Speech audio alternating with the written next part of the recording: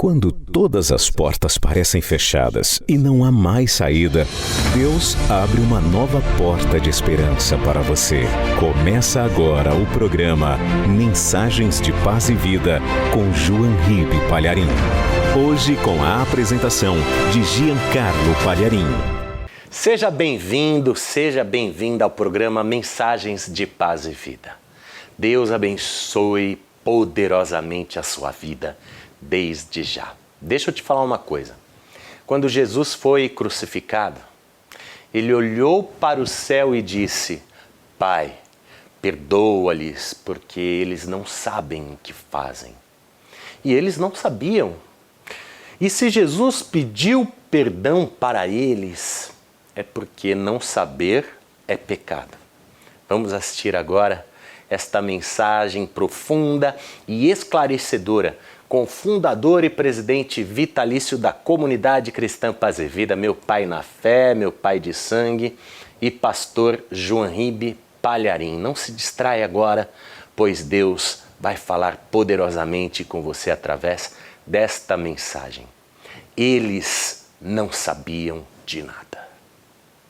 Neste momento tão especial de adoração a Deus, em que João Ribe Palharim pregará com unção e autoridade a mensagem transformadora do Evangelho, os pregadores do telhado convidam você a abrir seu coração e permitir que o Espírito Santo fale aos seus ouvidos a palavra que transformará a sua vida. Mensagem de hoje: eles não sabiam de nada.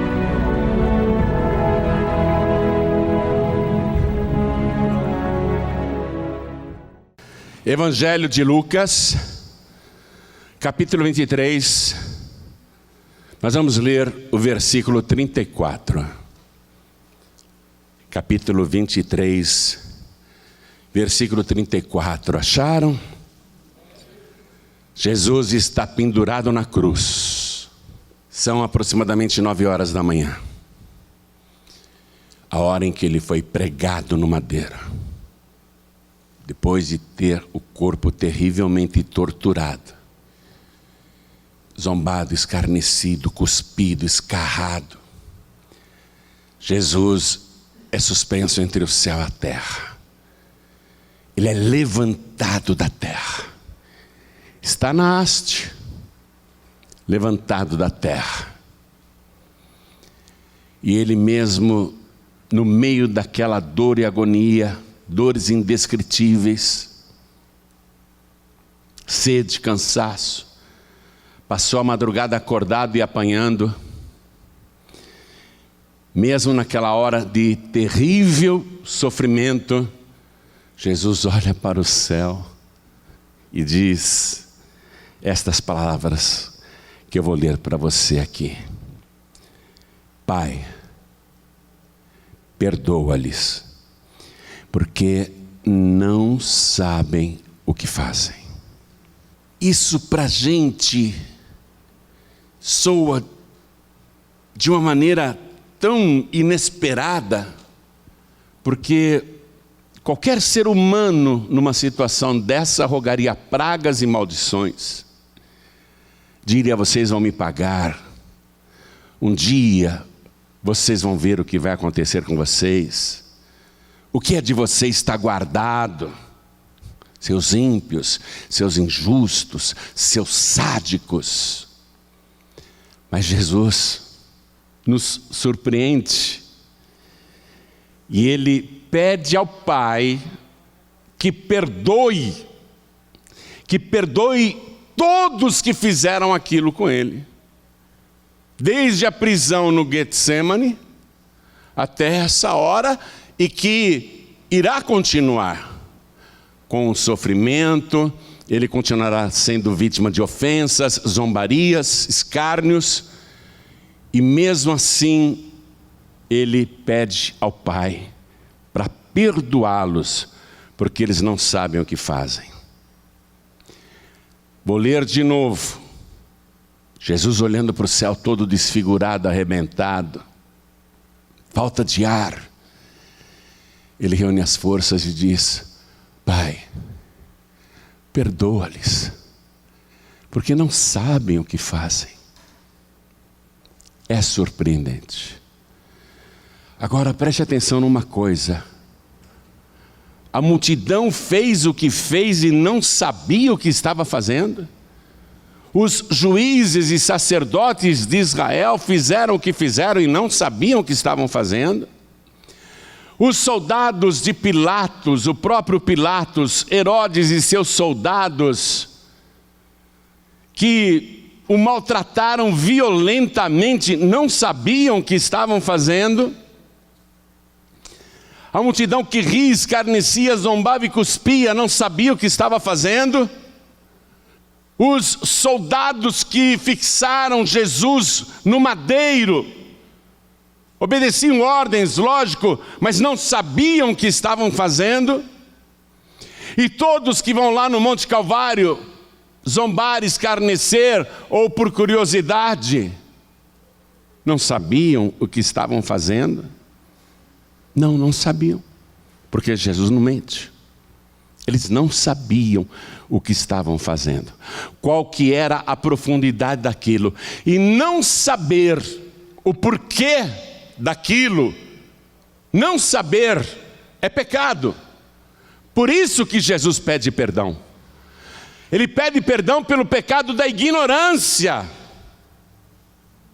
Ora, o mundo inteiro sabe que Jesus foi crucificado, mas a humanidade não sabe com profundidade, não sabe como aquela geração não sabia. E não saber é um pecado, e Jesus pede perdão por esse pecado de ignorância.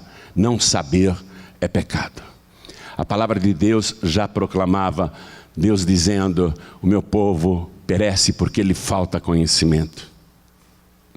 Não estou falando de você conhecer o fato da história. Eu estou falando de você não saber com profundidade o porquê de tudo isso. Então eu leio mais uma vez, e cada pessoa que está comigo aqui na sede nacional da Paz e Vida, São Paulo, Brasil, repete em seguida. Vamos lá.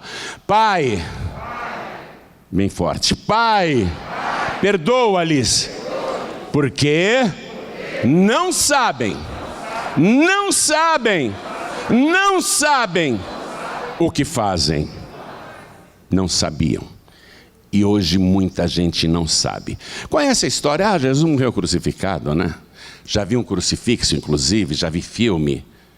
Mas a multidão não sabe. A multidão não sabe, o povo não sabe, a humanidade não sabe, como aquela geração não sabia, mas você precisa saber. Porque o pecado da ignorância condena. O pecado da ignorância leva à morte. Por isso que Jesus está dizendo: Pai, perdoa-lhes. Não sabem. Eles não sabem o que fazem. Você crê que Jesus disse estas palavras ao ser pregado no madeiro? Quem crê, levante a mão. Então desocupe as mãos e dê para esta palavra a melhor salva de palmas que você já deu em toda a sua vida. E enquanto você aplaude, abra a tua boca e diga: glória ao teu nome, Senhor. Diga bem alto: glória, glória, glória ao teu nome. Diga: eu quero saber com profundidade. Você que está nos assistindo pela TV ou pelas redes sociais, junte-se a nós aqui em São Paulo, aplauda, glorifique também e diga: Senhor, eu quero saber. Eu não quero ficar na ignorância, eu quero saber. Pai bendito, abre o céu para receber estas palmas. Em toda parte tem alguém te aplaudindo, te glorificando. Eu te suplico, meu Deus, vem com teu Espírito agora. Tome a boca do pregador, tome os lábios do mensageiro. Envia a tua palavra com poder e autoridade. E que a tua palavra vá, percorra toda a terra e prospere naquilo para o qual está sendo enviada. Em nome do Senhor Jesus. Diga amém, Jesus. Poder se assentar, por favor. Era Páscoa. Ou deixe-me ser mais preciso, a Páscoa ia começar. A festa religiosa mais importante de Israel, mas o país estava dominado pelos romanos, que permitiam liberdade de culto para os judeus, mas não autonomia total. Quem mandava era o Império Romano. E Roma, para não ter confusão com os judeus, porque eles eram radicais e fanáticos, Roma permitia que eles celebrassem suas festas religiosas, evidentemente, com todos os cuidados de segurança, para evitar motins, rebeliões e protestos. Então, a Páscoa ia começar. Pilatos é o governador da Judéia e responsável pela cidade de Jerusalém.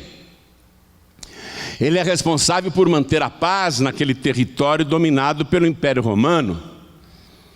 E ele sabe que a Páscoa é um caldeirão, porque vem gente do país inteiro e até dos países vizinhos. E há uma hiperlotação de pessoas em Israel, especialmente em Jerusalém. E para começar um tumulto é coisa de segundos.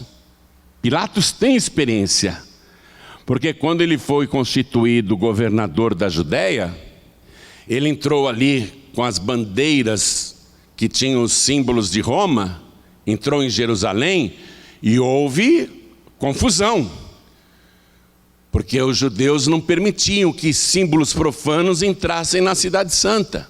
Pilatos tinha experiência, porque governando a Judéia, ele precisava construir um aqueduto para trazer água do sul da cidade até o centro de Jerusalém, e ele, sem recursos, sem dinheiro, ele pega a Corbã.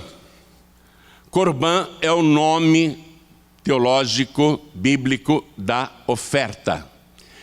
Ele pega a Corbã do templo, dinheiro do templo, para fazer aquela obra pública, um aqueduto. Os judeus ficam revoltadíssimos. Onde já se viu empregar dinheiro sagrado para construir obras públicas, ainda que necessárias? E os judeus decidiram cercar o palácio de Pilatos para protestar, porque aquilo era uma heresia. Porém, Pilatos foi avisado com antecedência que haveria aquele protesto.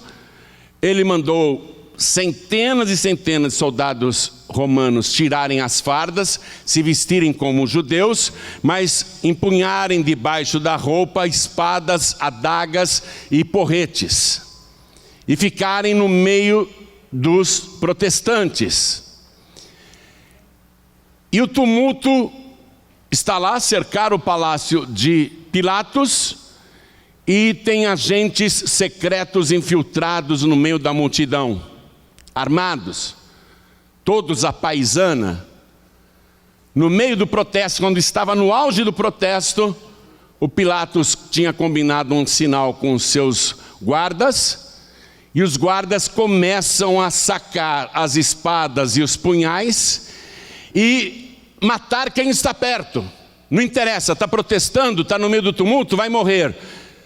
E aquela matança criou um desespero tão grande na multidão, era muita e muita gente, que além dos que morreram por pancadarias e por facadas e punhais e espadas, também muitos morreram pisoteados, porque no alvoroço todo mundo queria fugir, e muita gente, especialmente os mais fracos, foram derrubados e pisoteados pela multidão em fuga, e muita gente morreu.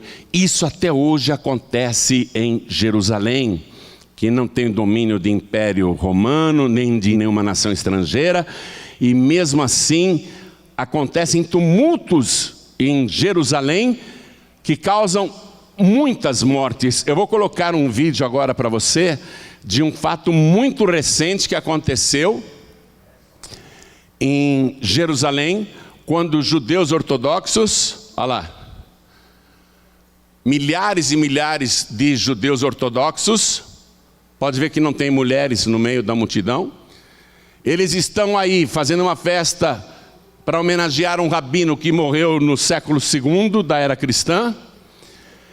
E eles, de repente, resolvem correr.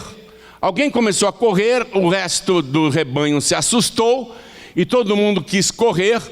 E muita gente, 45 pessoas foram pisoteadas e mortas, porque aqui nessa passagem de 3 metros de largura, não era possível passar aquela multidão de milhares e milhares de religiosos, e muitos mesmo morreram pisoteados. Foi uma tragédia muito grande. Assim é Jerusalém. Pilatos sabia que lá podia acontecer isso. Ele tinha experiência. A Páscoa está chegando, é a festa religiosa mais importante dos judeus. Eu não gosto dos judeus. Acho que os judeus, dizia Pilatos, são preguiçosos, porque a cada 6 dias eles param para descansar. Eles adoram um Deus que ninguém pode ver. Eles desprezam os deuses de Roma. Nós temos muitos deuses, eles não adoram nenhum dos nossos deuses. Nós não conseguimos fazer esses judeus adorarem os deuses romanos. Eu sinto desprezo pelos judeus, dizia Pilatos, e preciso me precaver com a minha guarda para que nessa Páscoa revoltosos não se levantem para provocar uma sedição, um tumulto, para que não hajam terroristas no meio deles. Preciso tomar providências. E nessa Páscoa, para dar o exemplo, Pilatos havia planejado, nessa Páscoa, para intimidar os judeus e os revoltosos, nós vamos crucificar 3 condenados. O Barrabás, que é um assassino e ladrão, e vamos crucificar também seus 2 comparsas que foram presos e serão mortos. Ele chamou os guardas e disse: preparem lá na entrada da cidade, naquele monte caveira, no Gólgota, em latim é Gólgota, preparem no Gólgota 3 cruzes, porque quando o povo estiver chegando para a Páscoa, obrigatoriamente terá que passar por aquele caminho, que é um dos principais da cidade, um dos acessos mais importantes, e verão ali os 3 bandidos. Esse Barrabás era um terrorista, ele matou um soldado romano, ele era um salteador. Ele e seus comparsas serão crucificados e expostos ali, para que quem chegar para a festa da Páscoa veja o horror da cena e pense: eu não vou desafiar o Império Romano não, que isso pode acontecer comigo. Então Pilatos chamou os guardas e deu ordem: nós vamos crucificar 3 pessoas essa Páscoa. Preparem lá 3 cruzes para Barrabás e seus 2 comparsas. Pilatos não sabia, atenção, Pilatos não sabia, ele não sabia que entraria para a história da humanidade. Pilatos não sabia que Barrabás seria solto, trocado pela vida de Jesus.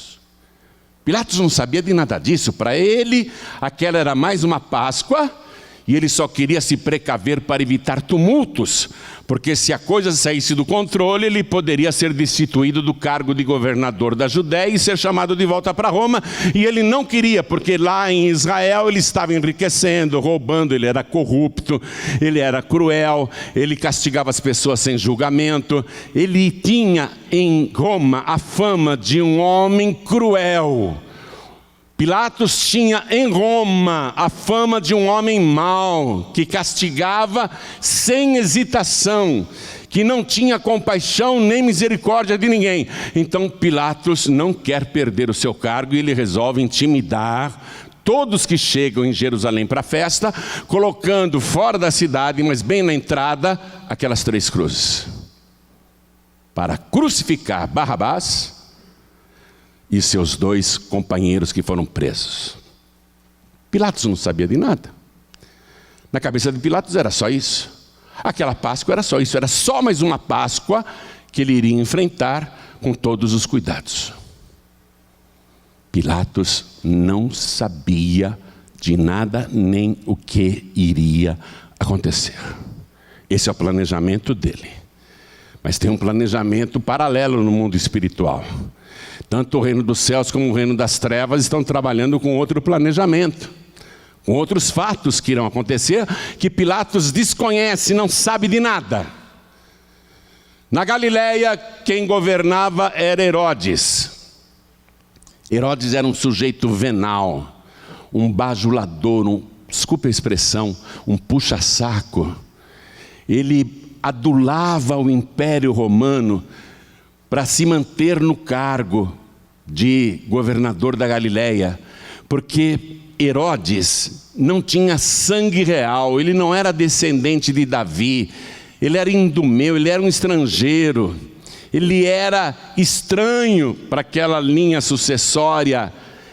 O seu pai foi colocado ali por Roma, ele herdou a Galileia, vive homenageando Tibério César, vive homenageando os imperadores romanos, os filhos dos imperadores, vivos ou mortos, vive fazendo obras e colocando nomes de personalidades e autoridades romanas, porque ele precisa se manter no cargo, porque ele também era corrupto, ele também era ladrão, ele também enriquecia desviando dinheiro. Então Herodes, ele está rompido com Pilatos. Eles não se falam mais. Até Jesus citou o fato. Jesus disse assim para os discípulos: vocês pensam que aqueles galileus que Pilatos matou e misturou o sangue deles com seus sacrifícios eram menos culpados ou mais culpados que vocês? Então, o motivo de Herodes e Pilatos não se falarem mais é porque o Pilatos não quis saber se era a jurisdição do Herodes e matou os galileus que estavam fazendo sacrifício. O sangue deles se misturou com o sangue dos sacrifícios. Então eles estavam rompidos desde aquela ocasião. Porém Herodes pensa assim: é Páscoa, o meu palácio fica em Jerusalém, eu tenho um palácio lá. É uma grande oportunidade eu ir para essa Páscoa. Vou ficar bem com o povo judeu, já que eu não sou judeu. Vou ficar bem com o povo judeu. Vou ficar bem com o povo romano. E quem sabe consigo refazer a minha amizade com Pilatos. Para ele não ficar falando mal de mim lá em Roma. Para ele não ser meu opositor político. Então eu vou para Jerusalém nessa Páscoa com esse objetivo. Esse era o plano de Herodes. Herodes não sabia de nada. Ele não sabia das coisas que iriam acontecer. Ele está em Jerusalém. O palácio de Herodes é perto também do palácio de Pilatos. Por isso que Jesus será levado de um para o outro rapidamente. Herodes vai para Jerusalém. Ele não sabe de nada. Barrabás só sabe de uma coisa: que sexta-feira ele vai morrer crucificado. Sua vida de crimes chegou ao fim. Ele foi sentenciado, condenado, as cruzes estão prontas e ele vai ser morto. Barrabás só sabe disso. Sua hora final está chegando. Os seus dois comparsas também sabem disso. Nossa vida de crimes termina aqui, a gente vai ser crucificado, temos que ter força para aguentar esse sofrimento, mas vamos ser mortos. Eles só sabem disso. Eles não sabem de nada. Barrabás não sabe de nada. Judas Iscariotes pensava: nessa Páscoa eu vou me dar bem. Vou sair dela como um homem muito rico. Porque negociei com Anás e Caifás e com os sacerdotes de Jerusalém. 30 moedas de prata eles me ofereceram para trair Jesus e entregar o esconderijo de Jesus para que Jesus seja preso. Nessa Páscoa eu vou me dar bem. Vou ser um homem rico. Com 30 moedas de prata eu vou poder comprar muitas terras. Eu vou poder ter muitos bens, muitos animais, muito gado. Era isso que Judas pensava. Judas não sabia de nada. Não sabia. Ele não sabia das profecias anteriores que daqui a pouco eu vou mostrar para você. Os discípulos de Jesus achavam que ele iria entrar em Jerusalém justamente na semana da Páscoa e ser coroado rei, tanto que a mãe de Tiago e João chega nele e diz assim: Jesus, permita que estes meus 2 filhos no teu reino se assentem ao teu lado, um à tua direita e o outro à tua esquerda. Porque os discípulos estão achando que Jesus vai ser coroado rei, eles não sabem de nada. Pedro acha que está no melhor ministério do mundo, que Jesus é poderoso e ele vai ser um dos mais importantes no novo governo político que Jesus vai colocar em Israel.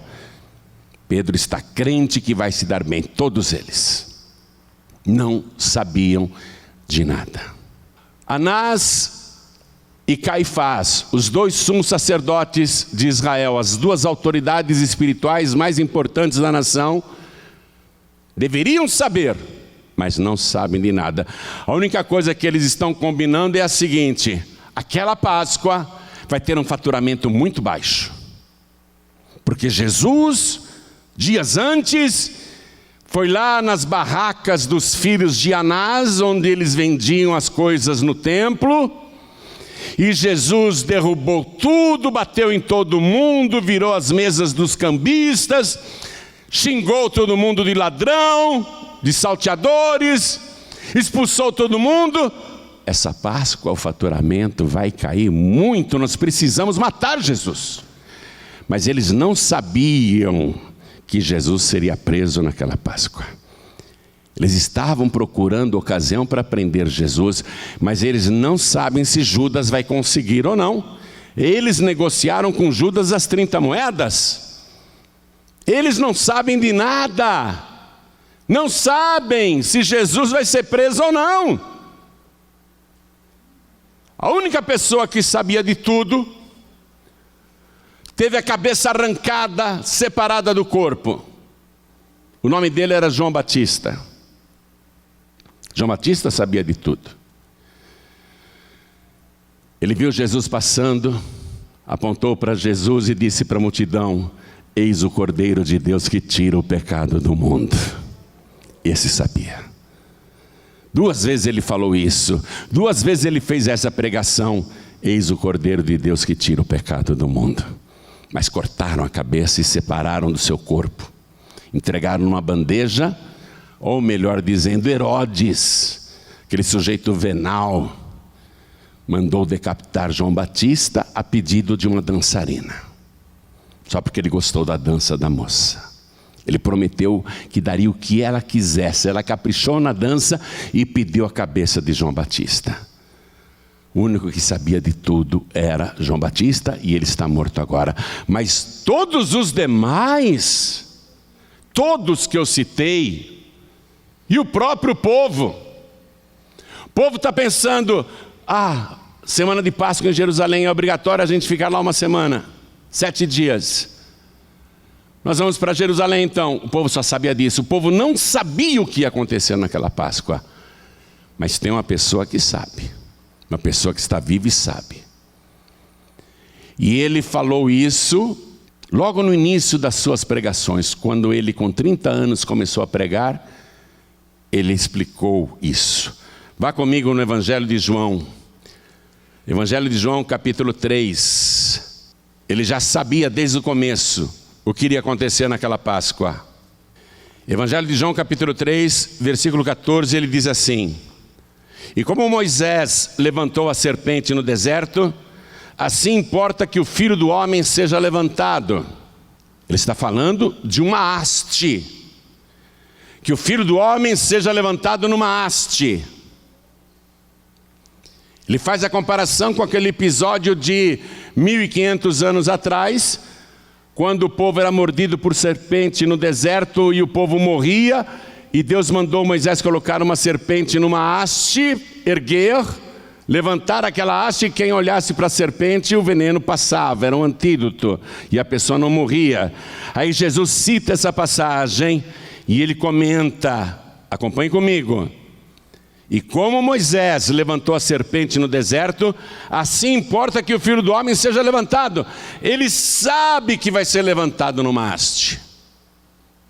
Por quê? Para quê? É isso que as pessoas não sabem. Continuando aqui a leitura. Para que todo aquele que nele crê não pereça, mas tenha a vida eterna. E ele mesmo diz, porque Deus amou o mundo de tal maneira, Deus vai fazer tudo isso por amor, que deu o seu Filho unigênito, para que todo aquele que nele crê não pereça, mas tenha a vida eterna. Porque Deus enviou o seu Filho ao mundo, não para que condenasse o mundo, mas para que o mundo fosse salvo por ele. Ele sabe. Ele sabe. Ele sabe o que vai acontecer. E por que vai acontecer? Qual é o objetivo disso tudo? Mas aquela geração e muita gente na nossa não sabe. Não sabe, porque aquilo tinha de acontecer. Aquilo já estava profetizado, já estava determinado. Jesus fez essa pregação ali para o velho Nicodemos, que fazia parte da diretoria do templo de Jerusalém. Explicou o que iria acontecer, mas ele está falando com 3 anos e meio de antecedência. E para um homem só. Aquele homem nem entendeu a pregação de Jesus, ele confessa que não entendeu nada. Jesus sabe o que vai acontecer. Jesus Cristo, numa ocasião, pregou assim, isso já no meio do seu ministério: tal e qual o Filho do Homem, que não veio para ser servido, mas para servir e dar a sua vida em resgate de muitos.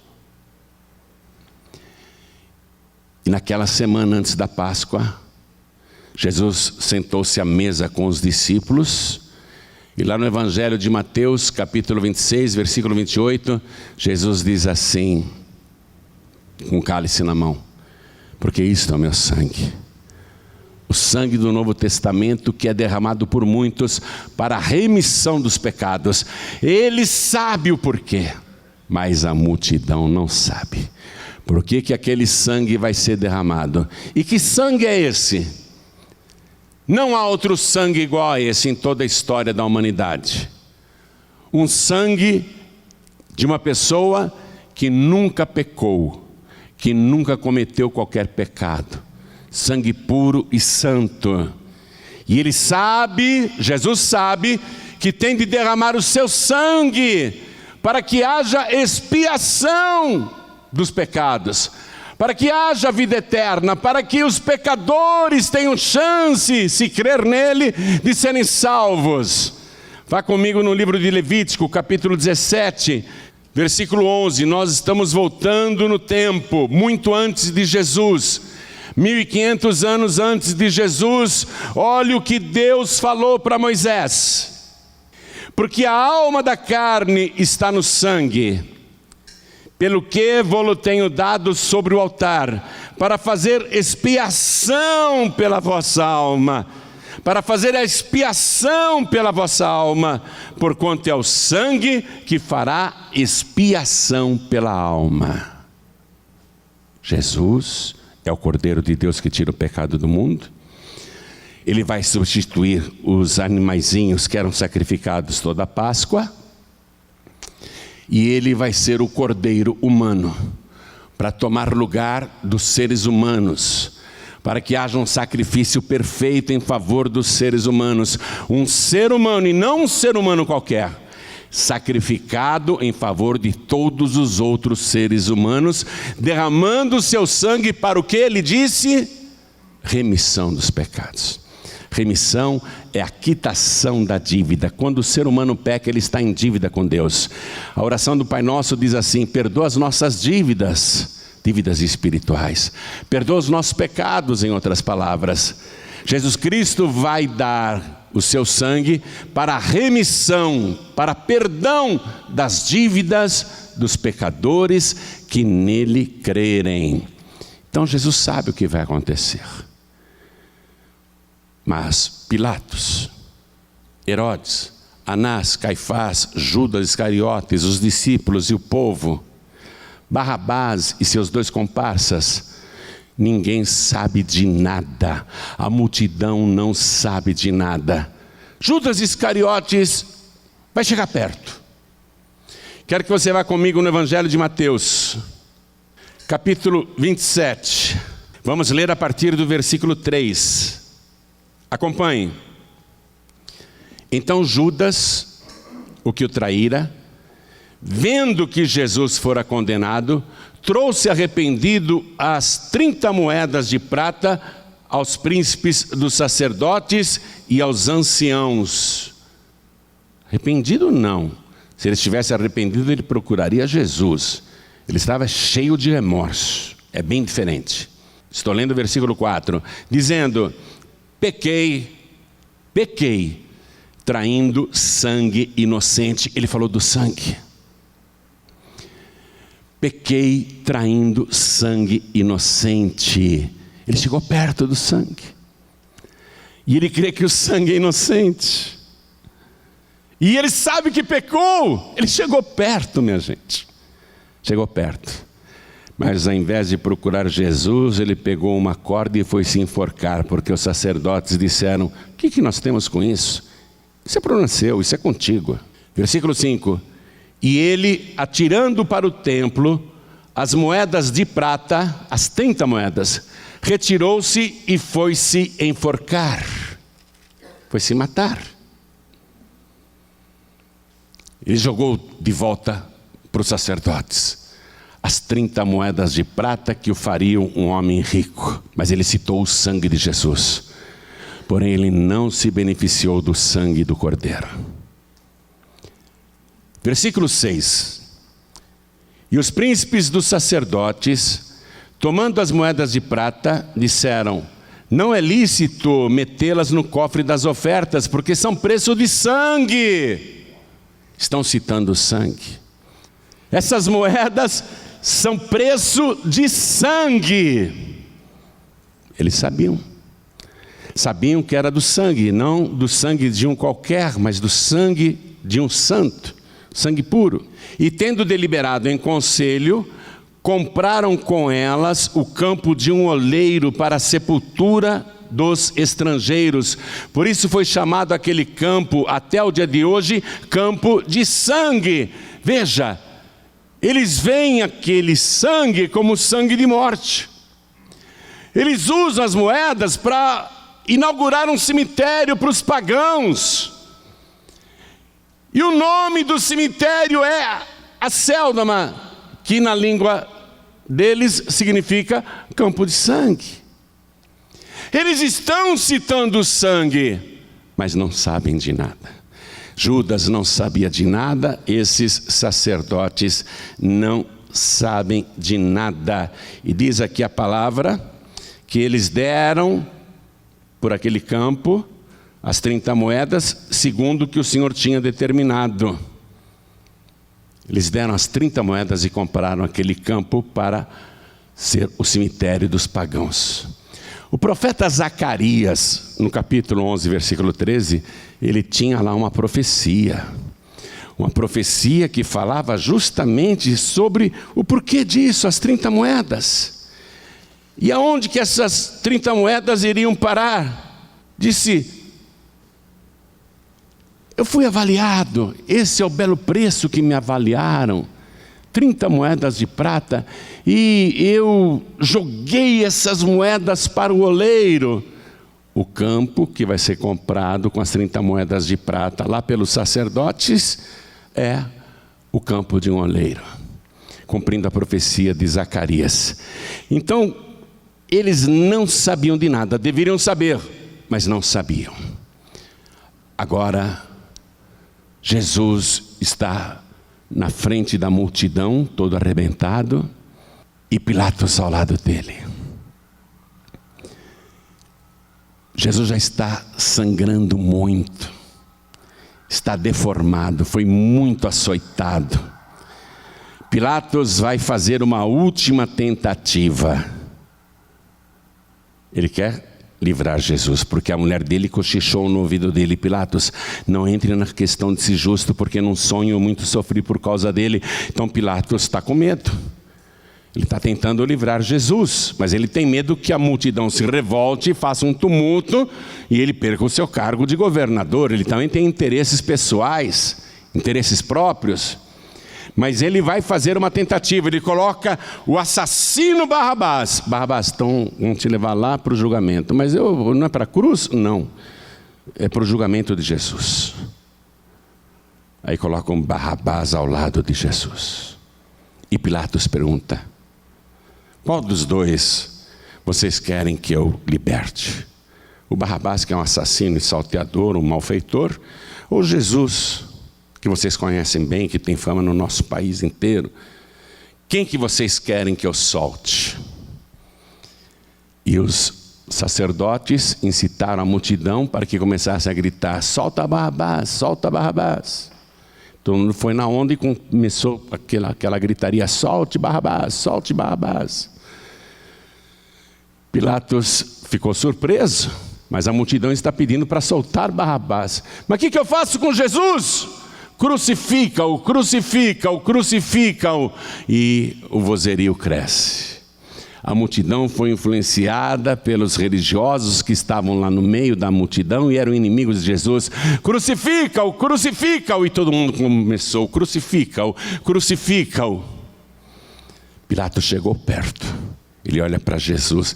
Jesus está ensanguentado da cabeça até os pés. Ele tem uma coroa de espinhos na cabeça.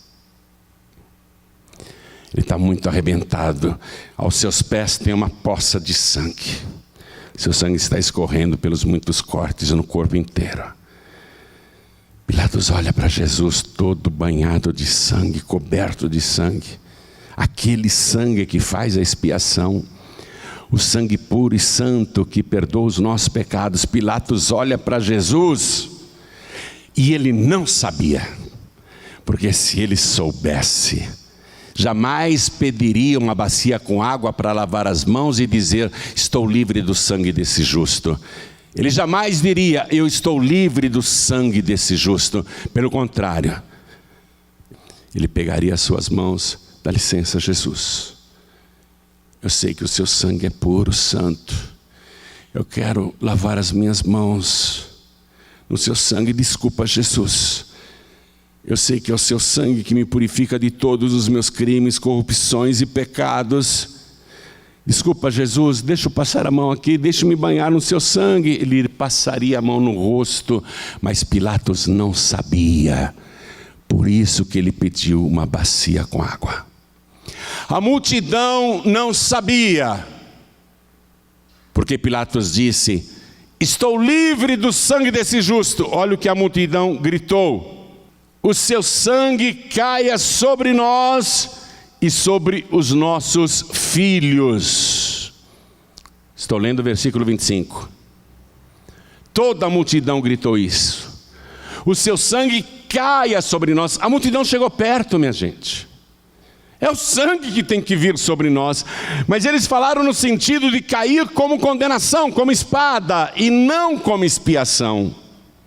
A multidão, se soubesse que sangue era aquele, teria dito: que o seu sangue nos cubra e nos purifique de todos os pecados e faça expiação pelas nossas vidas.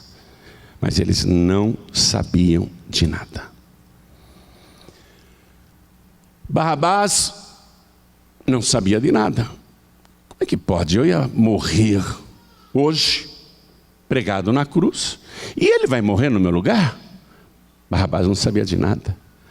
Barrabás poderia dizer: obrigado por morrer no meu lugar, Jesus, por ser o meu Salvador. Deixe-me me banhar com teu sangue também. Mas Barrabás sai dando risada, comemorando: estou livre, estou livre. Mas os seus dois amigos não. Vão ser crucificados naquela sexta-feira de manhã, juntamente com Jesus, às 9 horas da manhã.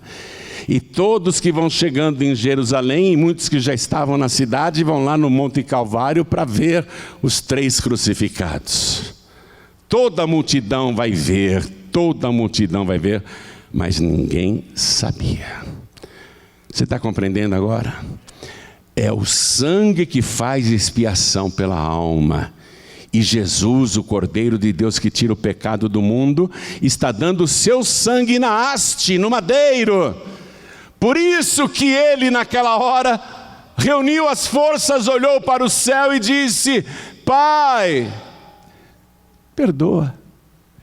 Eles não sabem o que fazem. E muita gente hoje na nossa geração não sabe. Tanto que preferem outros meios para ter a vida eterna. Jesus disse, eu vou morrer, falou para Nicodemos, para que todo aquele que em mim crer não pereça, mas tenha a vida eterna. A multidão quer procurar vida depois da morte, com outras maneiras, com outras pessoas, com outras religiões, e excluem Jesus, e excluem o sangue do Cordeiro. A multidão não sabe. Não tem outro sangue, minha gente. Deixa eu dizer isso claramente. Quem aqui quer ir para o céu? Deixa eu perguntar. Quem está assistindo pela TV, quem quer ir para o céu? Levante a mão.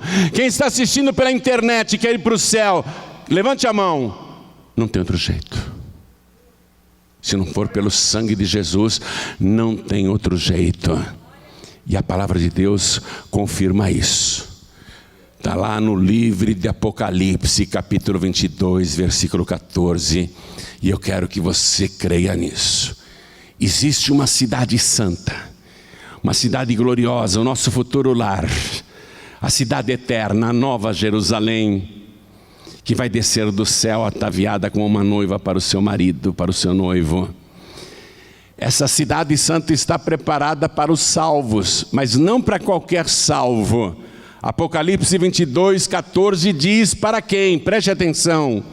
Está escrito assim: bem-aventurados e santos, aqueles que lavam as suas vestiduras no sangue do Cordeiro, para que tenham direito à árvore da vida e possam entrar na cidade santa pelas portas. Você quer ir para o céu? É pelo sangue de Jesus. Agora você sabe disso. É pelo sangue de Jesus. Quer se banhar no sangue de Jesus? Quer que o sangue de Jesus apague o seu passado? Quer que o sangue de Jesus te purifique de todo pecado? Ai, pastor, mas eu quero, porém eu sou uma pessoa muito ruim, muito má. Já fiz tantas coisas erradas. Coisas vergonhosas eu fiz. Eu quero ir para o céu. Mas será que o sangue de Jesus me purifica de todo pecado? Eu aponto novamente para o Monte Calvário. Quase 3 horas da tarde. Do lado esquerdo de Jesus tem um crucificado que zomba de Jesus. Está morrendo e zomba. Do lado direito de Jesus tem outro crucificado que não participa da zombaria. Pelo contrário, ele repreende o companheiro de assaltos. Ele diz para o seu ex-amigo: você não tem temor de Deus mesmo estando na mesma condenação? Nós estamos aqui porque os nossos atos nos trouxeram aqui, nós merecemos. Mas e ele? Que mal fez? O amigo zombador se cala. Aí esse bandido olha para Jesus que está nos seus últimos momentos. Ele tem que render o espírito às 3 horas da tarde, a hora do sacrifício do Cordeiro. Quase 3 horas da tarde, esse bandido olha para Jesus e diz: Senhor, lembra-te de mim quando entrares no teu reino. E Jesus olha para ele e diz: em verdade eu te digo, que ainda hoje estarás comigo no paraíso. Barrabás teve o livramento do corpo físico. O outro chegou perto do sangue do cordeiro que estava do lado esquerdo, mas não usufruiu. Mas esse aqui do lado direito, esse quis. E o sangue de Jesus o purificou de todo o pecado.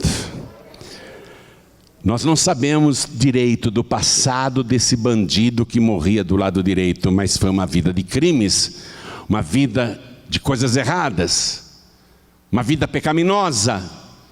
Mas o sangue de Jesus vertido ali, e Jesus tinha dito para Nicodemos: assim como Moisés levantou a serpente no deserto, assim importa que o Filho do Homem seja levantado, para que todo aquele que nele crer tenha a vida eterna.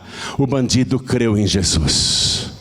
Ele estava contaminado pelo pecado, envenenado pelo pecado, condenado pelo pecado, mas Jesus com seu sangue é o antídoto para o pecado. E pode ser o pior pecado, o sangue de Jesus nos purifica de todo o pecado. Eles não sabiam, mas Jesus sabia. Quero que todos fiquem de pé. Agora você sabe. Agora você sabe. Agora você sabe mais do que aquela geração. Aliás, você sabe mais do que a nossa geração. Agora você sabe. Quem está tendo a oportunidade de ouvir esta palavra agora sabe. Sabe como ter os pecados perdoados. Sabe como ser purificado de toda iniquidade. Sabe agora como ter o nome escrito no livro da vida do Cordeiro. E sabe agora também como entrar na cidade santa pelas portas, na cidade eterna, e ter a vida eterna. Quem está assistindo e ouvindo sabe, agora você sabe. Mas você precisa só fazer uma coisa. Está no Evangelho de João, capítulo 1, versículo 12. Lá está escrito assim: mas a todos quantos o receberam, não é aceitar não, Jesus não precisa ser aceito por ninguém, mas a todos quantos o receberam, porque Deus deu, recebe quem quer, mas a todos quantos o receberam, deu-lhes o poder de serem feitos filhos de Deus. Receber Jesus te dá o direito de ter o seu nome escrito no livro da vida. Receber Jesus te dá o direito de ter a sua dívida de pecados paga pelo sangue do Cordeiro. Receber Jesus é se purificar para um dia entrar na cidade eterna pelas portas. Receber Jesus. Receber. Mas atenção, não é só dizer eu recebo. É dar para Ele exclusividade. Não pode ter outra pessoa, viva ou morta. Pessoa que foi santa no passado não serve. Só são bem-aventurados aqueles que lavam as suas vestiduras no sangue do Cordeiro.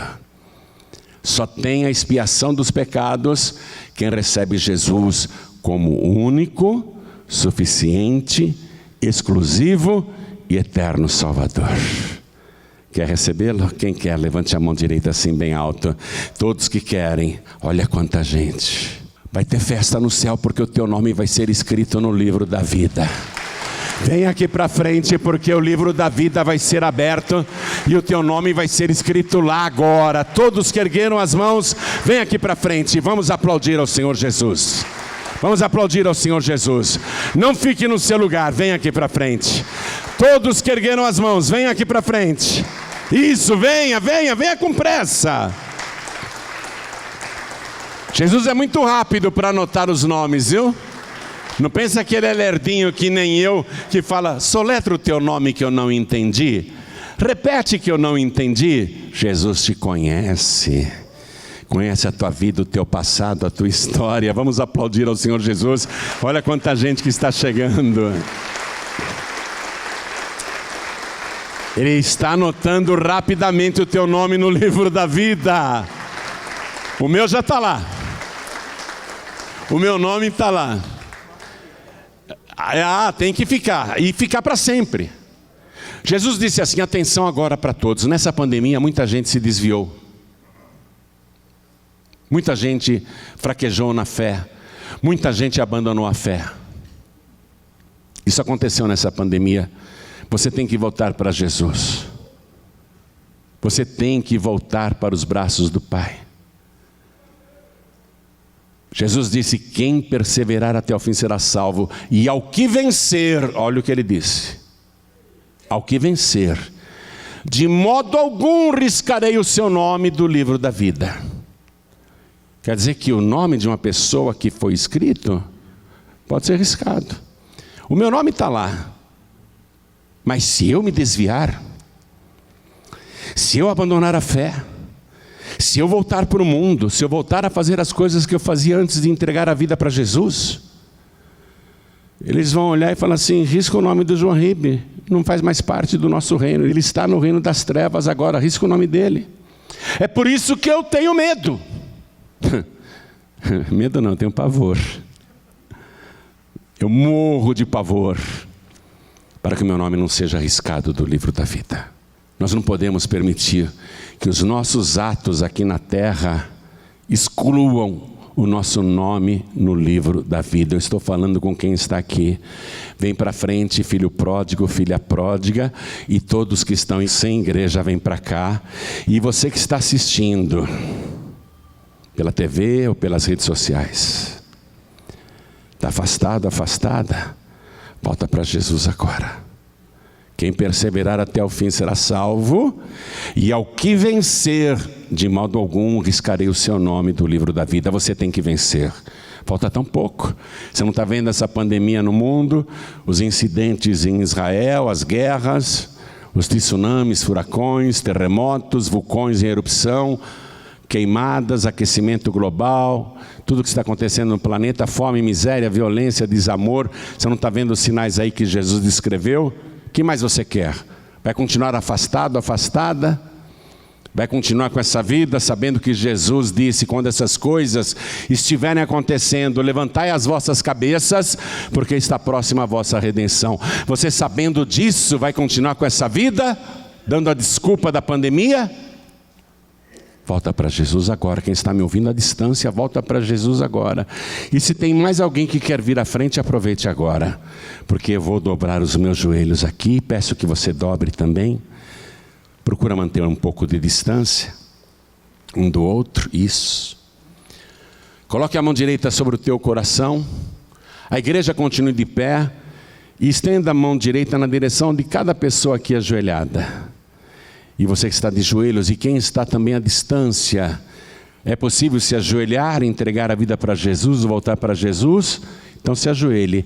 Não é possível, pastor João Ribeiro, estou numa condução, ouvindo aqui a pregação no radinho do celular. Não tem como me ajoelhar, estou dentro de um trem, de um metrô, de um ônibus. Então coloque a mão direita sobre o teu coração. Pastor João Ribeiro, eu estou no hospital assistindo essa mensagem, mas eu quero entregar a vida para Jesus, eu não tenho como me ajoelhar. Coloque a mão direita sobre o teu coração. Pastor João Ribeiro, eu estou engessado da cabeça aos pés, eu estou imobilizado. Então pisque com os seus olhos. Mande um sinal para Deus. E você que pode, com a mão direita sobre o seu coração, ore assim comigo. Meu Deus e meu Pai. Não tenha vergonha não, diga, meu Deus e meu Pai, eu não sabia, mas agora eu sei que a minha expiação, o perdão dos meus pecados, só é possível com o sangue de Jesus, o único sangue que tem poder para me purificar, apagar o meu passado, o único sangue que me dá o passaporte para entrar no paraíso e depois na cidade eterna, na Nova Jerusalém. Eu não sabia, mas agora eu sei. E eu declaro que recebo o Senhor Jesus como meu único, suficiente, exclusivo e eterno Salvador para todos sempre.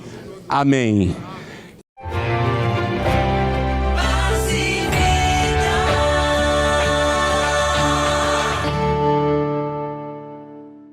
Parabéns! Você que tomou a sábia decisão de entregar a vida para Jesus ou voltar para Jesus.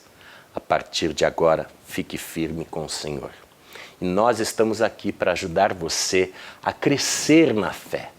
E para isso, compareça em um encontro de paz e vida. Nesta quarta-feira, às 9 horas da manhã, às 3 horas da tarde, ou então às 7 horas da noite. Para você encontrar o endereço da Paz e Vida perto da sua casa, entre no nosso site www.pazevida.org.br. E se você quiser, também se edifique através do canal do pastor João Ribe Palharim no YouTube. Acesse lá, youtube.com/JoãoRibe. youtube.com/JoãoRibe, JuanRibe. Acesse, inscreva-se, curta, compartilhe e seja edificado. Antes de Jesus ser crucificado, na véspera da sua prisão, Jesus instituiu a Santa Ceia. E hoje nós teremos a Santa Ceia aqui na TV Gazeta, ministrada pelo fundador e presidente vitalício da Paz e Vida, pastor João Ribe Palharim. Então, prepare o pão, prepare o cálice, porque agora o pastor João Ribe vai ministrar para cada um de nós a Santa Ceia do Senhor Jesus. Participe! Santa Ceia do Senhor, a sua comunhão com o Salvador. O maior ato de amor de todos os tempos, o cálice da salvação.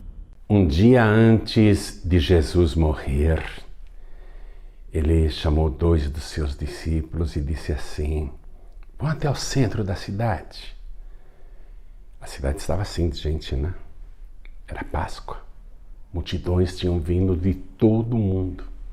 Mas Jesus manda os discípulos no centro da cidade. Vocês vão ver um homem transportando um vaso na cabeça. Sigam este homem. E aonde ele entrar, entrem também. E digam para o dono da casa: onde está o aposento em que hei de comer a Páscoa com os meus discípulos? E ele vai mostrar para vocês um grande cenáculo. Ali preparem a nossa ceia. E os discípulos foram até o centro de Jerusalém.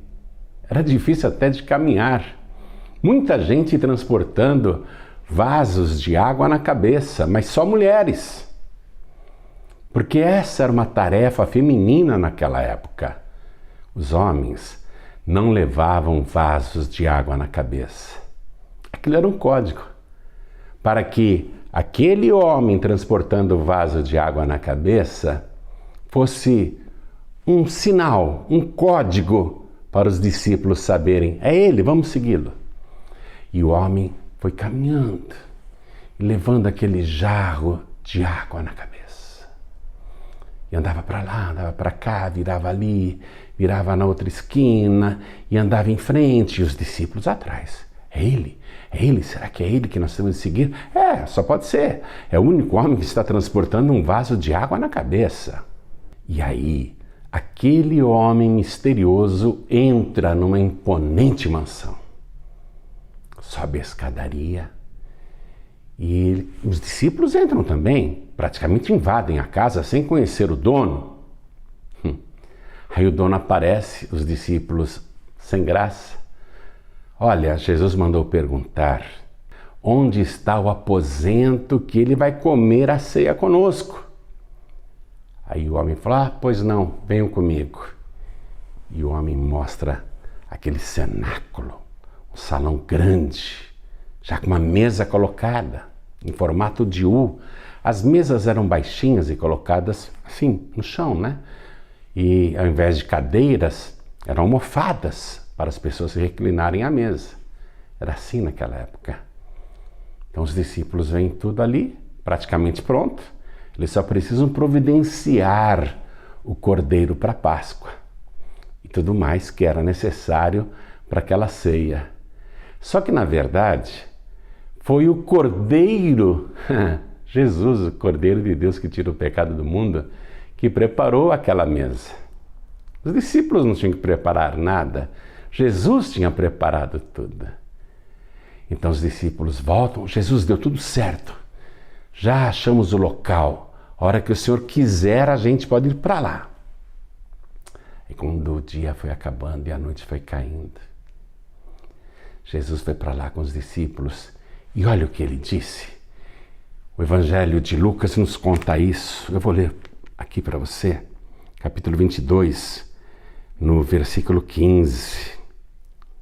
Jesus, já à mesa com os discípulos, diz: desejei muito, olha que lindo, desejei muito comer convosco esta Páscoa, esta ceia, antes que padeça.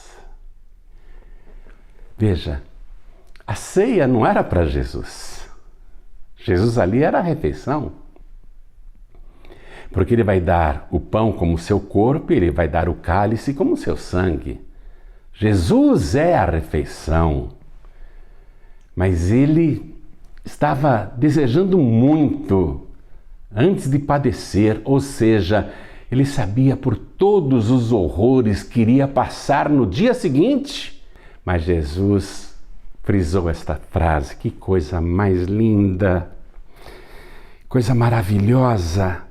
Desejei muito comer convosco esta Páscoa, esta ceia, antes que padeça. Desejei muito. Se ele, como Salvador, desejou demais, imagine nós como salvos. Quem é salvo não perde a Santa Ceia. Quem é salvo deseja muito que chegue aquele segundo domingo do mês para participar do corpo e do sangue do Senhor. E hoje, na Paz e Vida, nós já tivemos as reuniões de Santa Ceia. Eu, inclusive, estava lá às 10 horas da manhã presencialmente. Foi uma Santa Ceia maravilhosa. Mas eu resolvi fazer essa Santa Ceia aqui para você que, por algum motivo, não pôde comparecer. Motivo de trabalho, ou motivo de distância, ou porque não tem uma Paz e Vida perto de você, ou até por motivo de saúde, porque tem muita gente acamada que não tem condições físicas de ir até a igreja. Mas você deseja muito, não é? Hein? Você deseja muito participar do corpo e do sangue do Senhor. Então, preparou o pão sem fermento? A receita está lá no meu canal, youtube.com/joãorib. Preparou aí o suco de uva? Pois nós vamos participar da Santa Ceia agora. Deixe-me continuar lendo para você. Olha o que está escrito no versículo 19.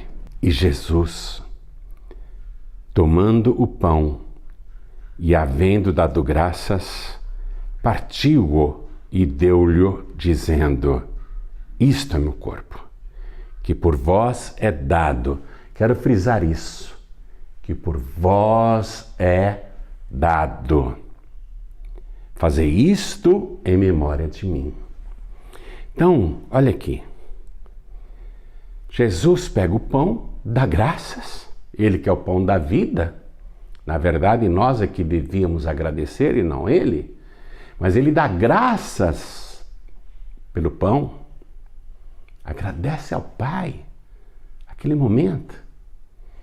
E ele parte o pão e dá para os discípulos. E frisa: isto é meu corpo, que por vós é dado. Ó, é dado. O verbo é está no presente, ok? Jesus é o Cordeiro. Jesus é o pão da vida. Ele é, ok? É está no presente. O verbo está no presente. O dado, ó, dado, está no particípio. É o modo infinito do verbo. Isso é maravilhoso, minha gente. É o modo infinito do verbo. Quem é o verbo? Jesus. Evangelho de João, capítulo 1, versículo 1 diz assim: no princípio era o Verbo, e o Verbo estava com Deus, e o Verbo era Deus.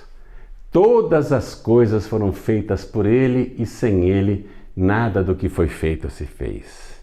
Ele é o Verbo vivo. Então, voltando aqui no texto, isto é o meu corpo, que por vós, por mim e por você, pelos discípulos de Jesus, que por vós é dado, é no presente, é agora. Está valendo agora, isso não é uma coisa do passado, isso não é história, isso é atualíssimo. Jesus hoje é o Verbo, é o pão que é dado por você. Dado no modo particípio, a forma infinita do Verbo. O modo infinito do Verbo. Deus é infinito, não é? Lá no livro de Apocalipse, capítulo 1, versículo 8, está escrito assim, Jesus falando: eu sou o Alfa e o Ômega, o princípio e o fim, aquele que era, que é e que há de vir, o Todo-Poderoso. Jesus é o Todo-Poderoso. Então pegue o pão agora. O pão está aqui, pão sem fermento, é assim mesmo, viu? Então agora nós vamos repetir o gesto que Jesus fez na véspera da sua morte. Vamos lá. Pegue o pão, erga aos céus e vamos dar graças. Pai querido e Deus amado, Deus bendito, Deus Todo-Poderoso, nós estamos erguendo o pão ao céu. Este pão que representa o corpo de Jesus. Imitando Jesus. Copiando Jesus, fazendo o que ele fez. Ele disse: façam isto em memória de mim, é em memória dele agora que nós estamos fazendo esta oração e apresentando este pão. Muito obrigado, Senhor Deus, por ter nos dado seu Filho Jesus para ser o alimento para o nosso corpo, para a nossa alma e para o nosso espírito. Estamos em comunhão com o Senhor. E queremos fazer isto até Jesus voltar, até Ele nos buscar. Abençoe cada pão que está sendo erguido agora e cada pessoa que está participando deste momento especial. Em memória do Senhor Jesus, assim seja feito. Amém. E havendo dado graças, o partiu. Glória a Deus. Parte o pão aí também. Isso. Agora, pegue um pedaço. Tem mais gente com você participando da Santa Ceia na sua casa? Distribua o pão. Divida com ela. Isso. Jesus mandou comer. Isso aqui não é bala para você ficar chupando, não. É para mastigar. Porque a digestão começa na boca. Se alimentar do Cristo é comer, é mastigar. Amém? Vamos fazer isso agora em memória de Jesus.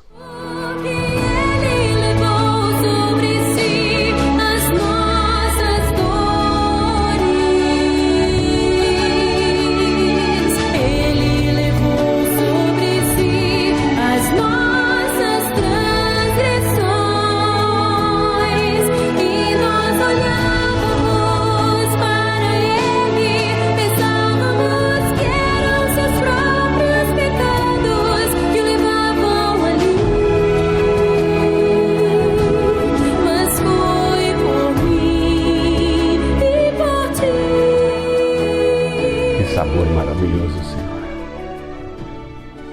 Bem que o Senhor disse que a sua carne verdadeiramente é comida.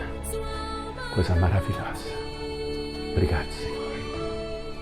Comeu? Ótimo. Vamos continuar lendo a palavra. Está escrito assim no versículo 20. Semelhantemente, Jesus pegou o cálice depois da ceia, depois do pão, dizendo: este cálice é o novo testamento no meu sangue, que é derramado por vós. Novamente eu chamo tua atenção aqui, ó. Olha o tempo verbal que ele usou. Que é derramado por vós. O sangue de Jesus foi derramado por mim e por você, por todos nós. E ele está dando o cálice agora. Se Jesus tivesse dado só o pão para a gente comer, já estava bom demais. Porém, Jesus, ele vai além. Ele dá o seu sangue. E a palavra de Deus, já no Antigo Testamento, no livro de Levítico, capítulo 17, 11, diz que a vida do corpo está no sangue. Então Jesus está dando a sua vida por nós. Você está entendendo isso? Então, preparou o cálice aí? Pegue então. Pegue. Jesus fez a mesma coisa que ele tinha feito com o pão. Ele pegou o cálice, ergueu ao céu, deu graças, abençoou e mandou os discípulos beberem, dizendo: este cálice é um novo testamento no meu sangue, que é derramado, ó, no presente, viu?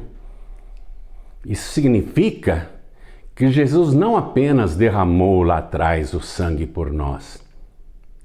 O sangue é derramado, ó, é derramado na forma infinita do verbo, particípio, a forma infinita do verbo. Significa então que agora, nesse momento, seu sangue é derramado por nós. E é esse sangue que nos purifica de todo pecado. Pega o teu cálice aí, pega, ergue ao céu, vamos orar. Pai querido e Deus amado, Deus bendito, Deus todo-poderoso. Neste momento tão especial, nós estamos nos lembrando do sacrifício de Jesus e fazendo isso em sua memória. E queremos abençoar este cálice que está na minha mão e na mão desta pessoa. Te agradecer, porque o nosso cálice está cheio. Jesus encheu com seu próprio sangue, derramou seu sangue por nós, para afirmar um novo pacto, um novo testamento. Este é o pacto de sangue que Jesus fez para com os salvos. Este é o pacto de sangue. Obrigado, Senhor. Obrigado por ter derramado cada gota do seu sangue por nós, desde o jardim do Getsemane até depois de morto na cruz, quando enfiaram a lança no seu lado e saiu sangue e água. O Senhor nada reteve, derramou todo o seu sangue por nós, para nos dar vida, porque a vida do corpo está no sangue. Obrigado, meu Deus. Obrigado, Senhor Jesus. Obrigado por tão grande sacrifício. Em tua memória, Senhor, assim seja feito. Amém. Então agora, em memória de Jesus, beba, meu querido, beba, minha querida.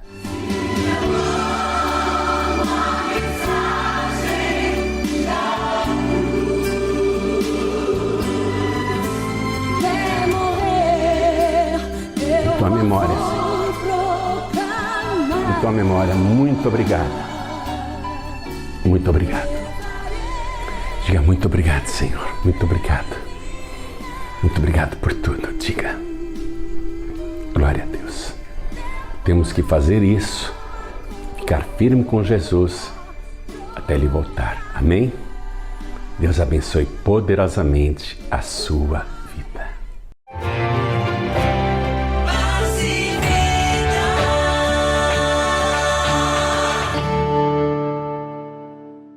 Você sabia que Abraão tomou a Santa Ceia? Sim, foi oferecida pelo próprio Melquisedeque. Vamos assistir este ensinamento com o homem de Deus, pastor Joanribe Palharim. Preste atenção. Na época de Abraão, estou falando de 4.000 anos atrás, tá bom?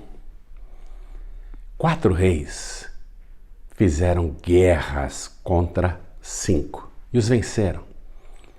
E levaram os derrotados como escravos. E entre aquela multidão escravizada, estava um parente de Abraão chamado Ló, era seu sobrinho, a esposa e as 2 filhas de Ló.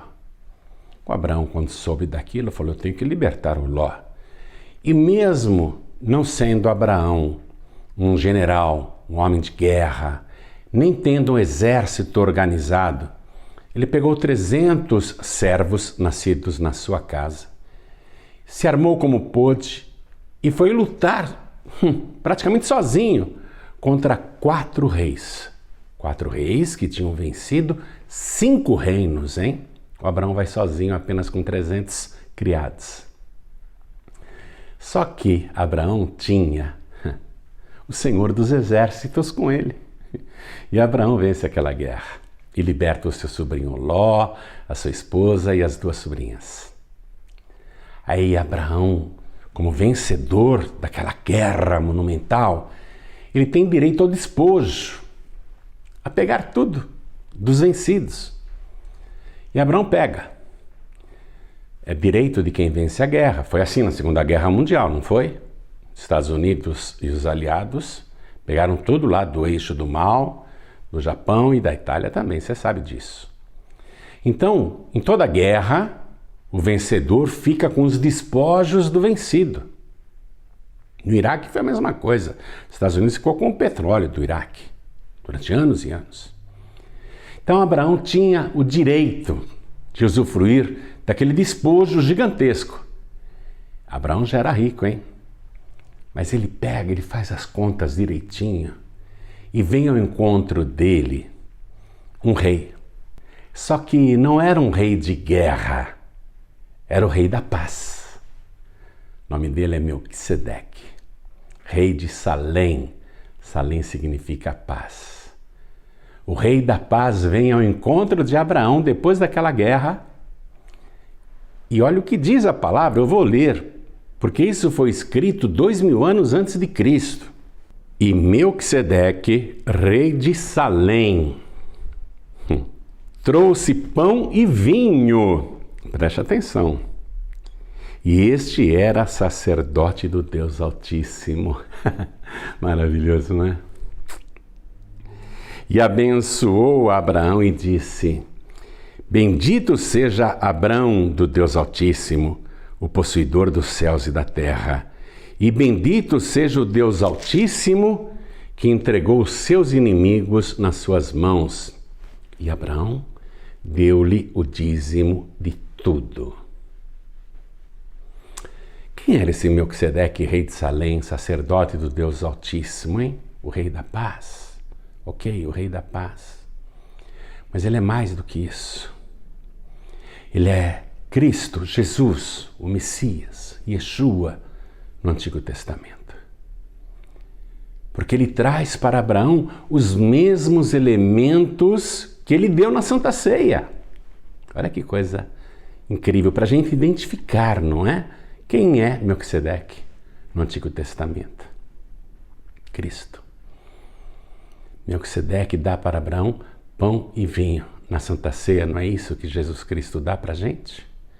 Pão representando seu corpo e vinho representando seu sangue. E o que Abraão fez em gratidão ali? Abraão deu-lhe o dízimo de tudo. Abraão deu o dízimo quando a Bíblia não estava nem escrita, não havia nem lei. Então o santo dízimo não é uma coisa da lei. Mas vamos para o Novo Testamento. Quando Jesus estava aqui na terra, ele era judeu, ele tinha que cumprir a lei. Ele jamais poderia deixar de ser dizimista. E olha a pregação que ele fez para os fariseus, uma pregação dura, hein? Ele disse assim, está no Evangelho de Mateus, capítulo 23, versículo 23. Ai de vós, escribas e fariseus, hipócritas, pois que dais o dízimo da hortelã, do endro e do cominho, e desprezais o mais importante da lei, o juízo, a misericórdia e a fé. Deveis, porém, fazer essas coisas e não omitir aquelas. Aquelas quais? Dar o dízimo, até das mínimas coisas, da hortelã, do endro e do cominho. E com amor, com fé, com misericórdia, viu? Tem gente que nem devolve o santo dízimo e nem tem misericórdia, não. Fala sem saber, sem conhecer.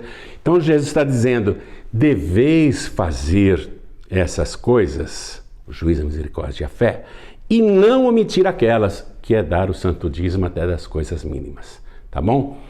Então o dízimo não é coisa do Antigo Testamento, não. Jesus, o nosso Melquisedeque, não ofereceu para você pão e vinho? Ele não intercede por você, ele não te abençoa? Ele não é digno de receber as primícias? Sendo ele o teu dono, o teu salvador, o teu redentor? Por isso eu quero convidar você a ser fiel a Deus. Não vai na conversa dessas pessoas que nem conhecem a palavra de Deus e falam do que não sabem. Se rogam como teólogos e não conhecem nem a palavra, viu? O santo dízimo não foi abolido por Jesus. O diabo não quer que você devolva o dízimo, sabe por quê? Porque a palavra diz que o santo dízimo é o mantimento da obra de Deus. O diabo quer que a obra seja estrangulada, passe fome, fique raquítica, fique anêmica, fique fraquinha. É isso que o diabo quer. Por isso que ele combate o santo dízimo.